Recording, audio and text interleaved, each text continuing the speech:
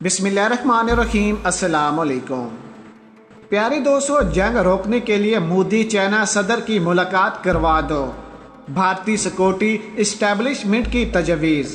हमारी जंग की तैयारी नहीं, चाइना को किसी न किसी तरीके से रुकवा दो। 25,000 भारतीय फौजियों के ताबूत तैयार करने पड़ सकते हैं।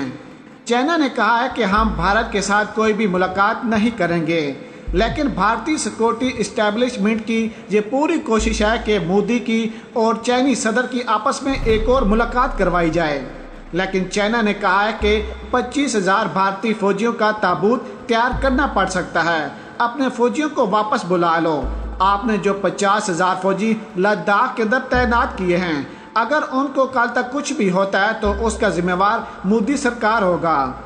याद रहे कि भारत अपने फौजियों में मुसलसल इजाफा कर रहा है, अपने तैयारों को भी लद्दाख के ऊपर बार बार भेज रहा है, लेकिन भारत की तरफ से कोई कार्रवाई नहीं की जा रही, क्योंकि भारत पागल नहीं है। भारत को अंदाज़ा हो चुका है कि वो चीनी टेक्नोलॉजी का मुकाबला नहीं कर पाएगा, लेकिन भारत जो बार बार हरकतें कर रहा है, भारत समझता है कि इन हरकतों की वजह से चीन डर जाएगा, लेकिन भारत को अंदाज़ा नहीं कि पाकिस्तान और चीन की टेक्नोलॉजी का मुकाबला करना आसान नहीं।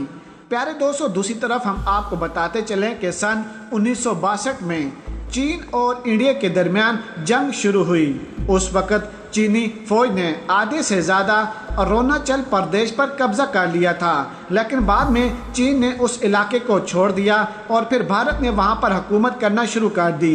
अगर चीन चाहता तो वहां पर कब्जा कर सकता था, लेकिन अब चीन ने अरुणाचल प्रदेश पर भी अपनी फौज भेजना शुरू कर दी है और भारत के वो तमाम तर इलाके भी छीन लेगा जिन पर चीन कभी हुकूमत करता था। चीन की तरफ से एक ही मौक़िफ़ रखा गया है कि हम अरुणाचल प्रदेश को वापस लेंगे और हम देखते हैं कि हमें कौन सी ताकत रोकती है। सूरत-ए-हाल काफ़ी ज़्यादा ख़राब हो चुकी है, क्योंकि भारत अब खित्ते में अकेला रह गया है।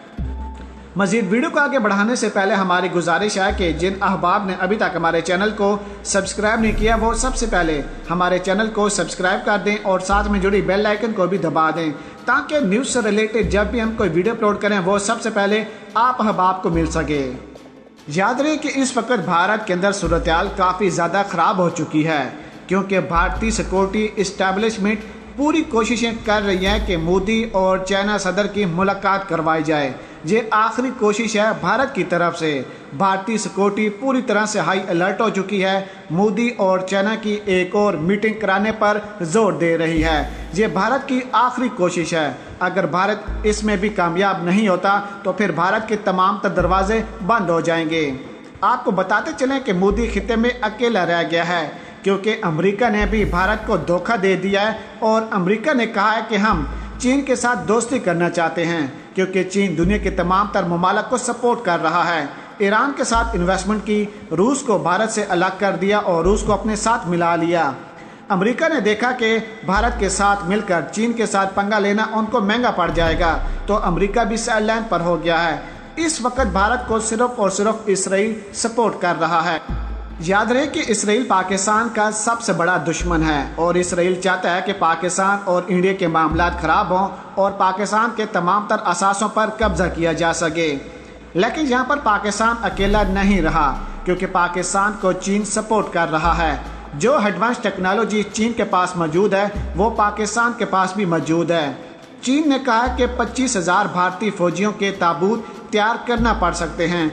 अगर भारत ने जल्द से जल्द कोई फैसला ना लिया और अपने फौजियों को लद्दाख के साथ साथ LOC से वापस ना बुलाया, तो हम ये भूल जाएंगे कि हमने कभी भारत के साथ कोई मुज़ाकरात किए थे। क्योंकि राजनाथ सिंह और चीनी डिफेंस मिनिस्टर की जब आपस में मुलाकात हुई थी, तो चीनी डिफेंस मिनिस्टर ने कहा कि आप अपने फौजियों को वापस बुला लें। अगर कल तक उनकी जान को कुछ भी होता है तो इसका जिम्मेदार मोदी सरकार और उनकी हुकूमत होगी। जैसे जैसे दिन गुजरते जा रहे हैं, मोदी को हर गुजरते दिन के साथ एक नई शिकस्त का सामना करना पड़ रहा है, लेकिन मोदी फिर भी तस से मस नहीं हो रहा, यानी कि मोदी की बदमाशियां कम नहीं हो रही। अब तो मोदी की अपोजिशन पार्टियां भी मोदी पर तनकीद कर रही हैं कि क्या इसी दिन के लिए मोदी सरकार को इंडिया का प्राइम मिनिस्टर बनाया था, क्योंकि एक मुल्क आता है आपके मुल्क के अंदर सर्जिकल स्ट्राइक करता है, तमाम तर डाटा रिकॉर्ड करता है और वापस चला जाता है। और हमारे रडार उनको डिटेक्ट भी नहीं कर पाते। बस भारत सिर्फ और सिर्फ पाकिस्तान के साथ बदमाशियां कर सकता है। भारतीय जहाज़ों ने पाकिस्तान की लाइन ऑफ कंट्रोल को क्रॉस करने की कोशिश की थी तो पाकिस्तान ने मुंह तोड़ जवाब दिया था। लेकिन जब यही अमल चीन ने किया था, लद्दाख के अंदर भारतीय इलाकों पर चीन के त्यारे आए थे, अंदर तमाम का डाटा इकट्ठा किया और वापस चले गए और इंडिया के रडार उनको डिटेक्ट भी नहीं कर पाए थे। ये मोदी के लिए बहुत ही ज़्यादा शर्मिंदगी की बात थी। दूसरी तरफ हम आपको बताते चलें कि चीन अरुणाचल प्रदेश पर क्या करने वाला है। सन 1962 में चीन और इंडिया के दरमियान जंग शुरू हुई। उस वक्त चीनी फौज ने आधे से ज़्यादा अरुणाचल प्रदेश पर कब्जा कर लिया था। उसके बावजूद चीन ने यकतरफा सीज़फायर का फैसला किया और उनकी फौज मैकमोहन लाइन से पीछे चली गई। इलाकाई अमूर के माहिरीन भी ये सवाल करते हैं कि अगर चीन सरहद के करीब वाक़या अरुणाचल प्रदेश अपना समझता तो उसकी फौज 1962 में यहाँ से वापस क्यों गई थी। अगर चीन चाहता तो जंग के बाद उस खिते पर काबज़ हो सकता था। चीन के मुताबिक अरुणाचल प्रदेश इंडिया का नहीं बल्कि जनूबी तिब्बत का हिस्सा है। इसीलिए चीन अरुणाचल प्रदेश में किसी भी सरकारी दौरे पर एहतराज करता है, चाहे वो तिब्बत के मजहबी रहनुमा दलाई लामा का हो या इंडिया के किसी वजीर आजम का। सन 2014 के इंतखाबात में फतह के बाद नरेंद्र मोदी ने इस रियासत का दौरा किया, जिस पर चीन ने उस दौरे पर एक बयान के जरिए एहतराज उठाया था।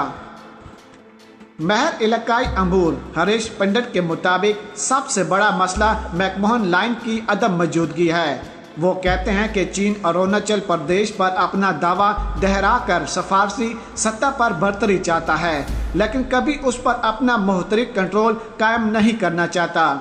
वो कहते हैं कि उसकी वजह यह है कि अरुणाचल प्रदेश के लोग कभी चीन के साथ खड़े नहीं हुए। सन 1914 में जब इंडिया पर बरतानवी राज कायम था, उस वक़्त शिमला के मकाम पर इंडिया और तिब्बत की हुकूमतों के दरमियान मुआहदा तय पाया था। इस मुआहदे पर सर हेनरी मैकमोहन ने दस्तखत किए थे, जो उस वक़्त बरतानवी हुकूमत के एडमिनिस्ट्रेटर थे। उनके साथ तिब्बत की हुकूमत के एक नुमाइंदे ने भी दस्तखत किए थे। लेकिन अब चीन ने कहा है कि वो तमाम तर इलाके हम भारत से छीन लेंगे। अगर भारत ने वो तमाम तर इलाके आराम से ना दिए तो हम अपनी एडवांस टेक्नोलॉजी इस्तेमाल करके भारत को मुंह तोड़ जवाब देंगे। प्यारे दोस्तों, अगर आज की वीडियो आपको हमारी पसंद आई हो तो वीडियो को लाइक कर दें, शेयर कर दें और पाक आर्मी और इमरान खान साहब के हक में एक नारा कमेंट्स में ज़रूर लगा दीजिएगा। पाकिस्तान जिंदाबाद।